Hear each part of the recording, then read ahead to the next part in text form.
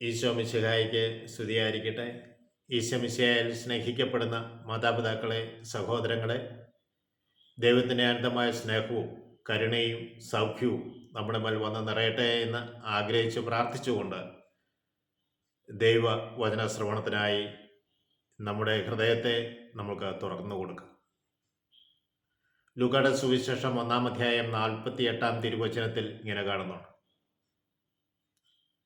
അവിടുന്ന് തൻ്റെ താഴ്മയെ കടാക്ഷിച്ചു, സകല തലമുറകളും എന്നെ ഭാഗ്യവതി എന്ന് പ്രകീർത്തിക്കും. അപ്പോൾ മറിയത്തിൻ്റെ എളിമയെ അവിടുന്ന് കടാക്ഷിച്ചുകൊണ്ട് സകല തലമുറകളും എന്നെ ഭാഗ്യവതി എന്ന് പ്രകീർത്തിക്കും. Praise Lord. കത്തോലിക്ക സഭയുടെ മതബോധന ഗ്രന്ഥം 971 നമ്മൾ കാണുന്നുണ്ട്, എല്ലാ തലമുറകളും മറിയത്തെ ഭാഗ്യവതി എന്ന് പ്രകീർത്തിക്കുന്നു. കാരണം പുരാതന കാലം മുതലേ മറിയത്തിന് പ്രത്യേകമായ സ്ഥാനം കൊടുത്തുകൊണ്ട് ദൈവമാതാവ് എന്ന് വിളിക്കപ്പെട്ടിരുന്നു. ക്രൈസ്തവരുടെ ആരാധനയിൽ മറിയത്തോടുള്ള വണക്കം പ്രത്യേകമായ വിധം ആചരിച്ചിരുന്നു. വിശ്വാസികൾ തങ്ങളുടെ അപകടങ്ങളിലും ആവശ്യഘട്ടങ്ങളിലും മറിയത്തിൻ്റെ സംരക്ഷണം തേടി അവളുടെ അടുത്ത് ഓടി അണയാറുണ്ട്. മറിയത്തിൻ്റെ സംരക്ഷണം തേടി ഓടി അണയുമ്പോൾ മറിയത്തിന് സഭ ആരാധന നൽകുന്നില്ല എന്ന കാര്യം മറക്കരുത്. ആരാധന ദൈവത്തിന് മാത്രമുള്ളതാണ്. വചനമായ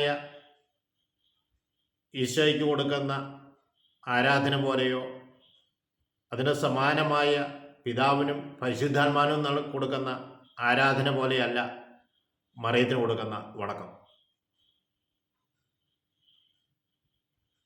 അത് നമ്മൾ പ്രത്യേകമായി ശ്രദ്ധിക്കേണ്ട ഒരു കാര്യമാണ്.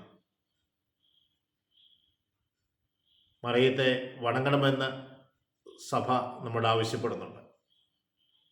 പ്രിയ സഹോദരങ്ങളെ, അതിനാൽ നമുക്ക് പരിശുദ്ധ അമ്മയെ വണങ്ങിക്കൊണ്ട് നമ്മൾക്ക് പാരമ്പര്യമായി ലഭിച്ചിരിക്കുന്ന പ്രാർത്ഥനകൾ തുടർന്നും പ്രാർത്ഥിച്ച് ആത്മാവിൽ നിറയുവാൻ വേണ്ടി ആഗ്രഹിക്കാം.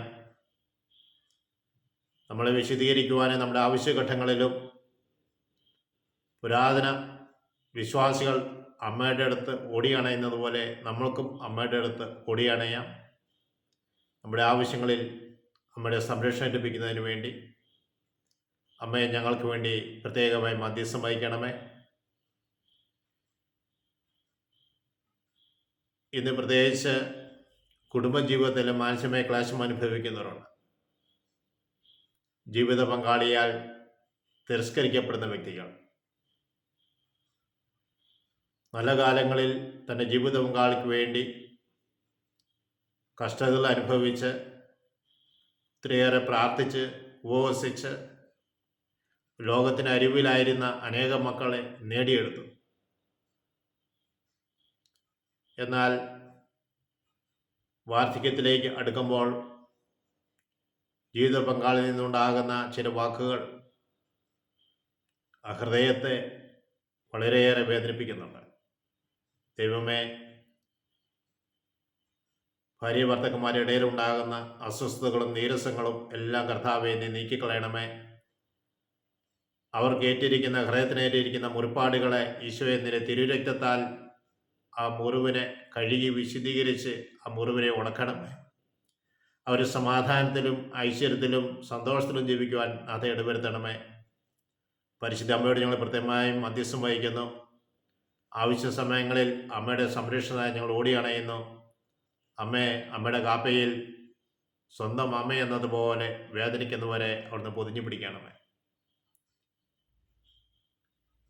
ആ കുടുംബങ്ങളിലേക്ക് അമ്മ ഒന്ന് കടന്നു ചെല്ലണമേ. അമ്മ അവരെ ആശ്വസിപ്പിക്കണമെന്ന് പ്രാർത്ഥിക്കുന്നു.